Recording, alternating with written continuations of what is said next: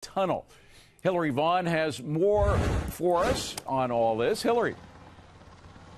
Hey, David. Well, Elon Musk saying he thinks he's cracked the code for a better commute, and all of this hinges on this tunnel that he dug under Hawthorne, California. That's the start. We went on a ride along down what was essentially a car elevator that took us from street level to the underground tunnel level. The plan is to have cars traveling through these tunnels going 150 miles per hour and completely escaping the gridlock above them on the road. There is a catch, though. Only electric and self-driving cars are allowed in the tunnel, but it is not just for Tesla cars. Musk says he created essentially a bumper that can fit over the front tires of any self-driving electric vehicle that will allow people to drive through. So it's also street friendly. But Musk says these tunnels have a lot more potential than just cutting through gridlock. It could change how cities operate and how they're built entirely. I think it's a great idea. idea. A lot of interest in just utility tunnels where a municipality can get a big tunnel and then put water mains and electricity lines inside the tunnel, and then they can actually service, like if they had a water main break, instead of it flooding the main street in the city, they can actually go in and into the boring company tunnel and fix the water main. Musk has dumped over $40 million of his own cash into this boring company project, but he says he's reached out to cities, reach out to him at least 20 every week, interested in these tunnels, whether it's the passenger tunnels or this utility type tunnel that they're also exploring.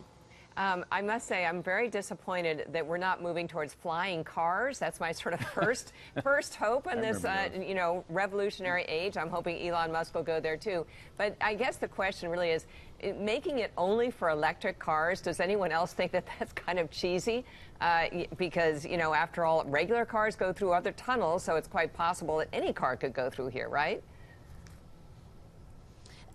I think part of the issue that Elon addressed this yesterday, saying that if you have a vehicle that's emitting emissions, that actually takes up the oxygen in the tunnel because they are basically the size of a car. There's not much more room. There's also not oxygen pumping into these tunnels that are supposed to be relatively long. So the idea is that it's safer for everyone. But again, this does fit in line with his other company, Tesla. So it makes sense that he's kind of creating a need and also a major perk for people that drive these electric cars and get these autonomous vehicles. Hillary, quick question. Is Deirdre, I saw something like cars can only go 35 to 50 miles per hour?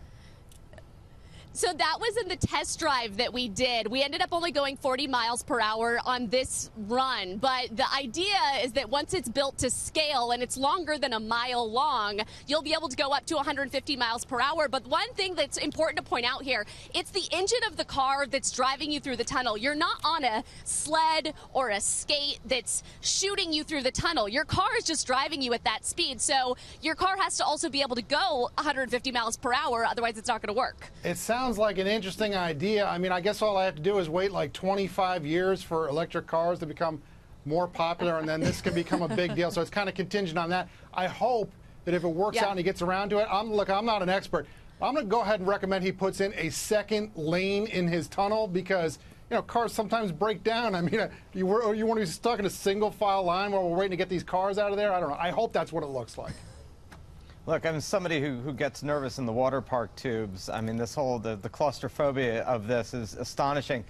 On a separate note, if you're going to pay attention to one erratic billionaire who knows no shibboleths and speaks before he thinks, I think it would be much better for all of us to pay more attention to Elon Musk. Not because he's necessarily right. In fact, he's clearly wrong a lot. But at least he is passionately engaged, and occasionally, I think, nuttily engaged, in trying to, break through how we are doing things and to move toward how we might do things. You got to give him credit for that. Hillary, I'm wondering, this particular 1.14-mile tunnel costs $10 million. Does that mean that the entire project will be about a $10 million per mile? Because that'd be kind of prohibitive, wouldn't it?